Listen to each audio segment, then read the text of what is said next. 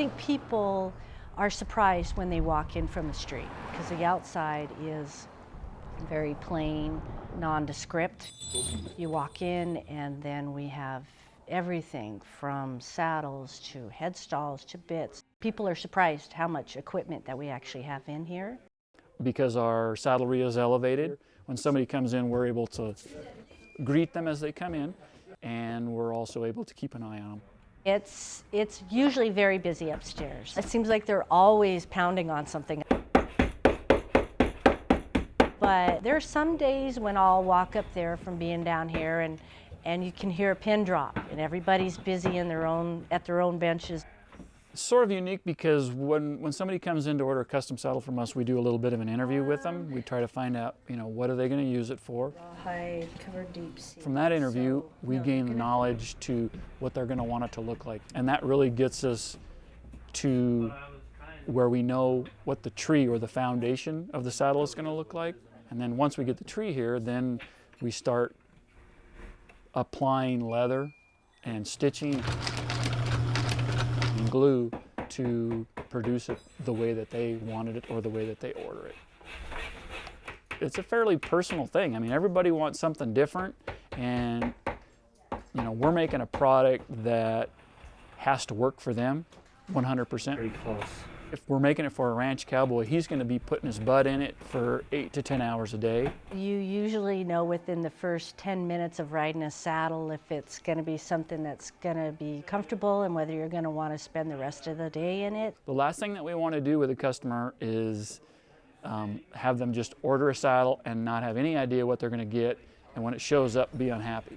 Because it's a long process. It takes a whole year. So if we're going to put in that amount of work and that amount of attention, we want that customer to be very happy. You come to work and it's a fun environment to work in, and so when you're having a good time, it's a process. It makes the creative process just that much easier. Sterling is our rookie here, and so he gets the brunt of a lot of our jokes just because he's the youngest guy on the crew. Jeff and Larry are very good to work with. Jeff's very good to work for, and it's different. I can take the teasing, it doesn't bother me. I like to think we have a good relationship with our customers. We have a huge repeat business. But I mean, I can modify that if you're not. And the other thing that we get a lot of are first-time horse owners that they're maybe not going to get the information that they need by going to your box stores or your chain stores. And so they know that we ride, they come here, we can kind of fill them in with basic information that'll get them started. Our retail is maybe not as strong as what it has been a couple years back, but our shop is constantly busy. That has not slowed down at all.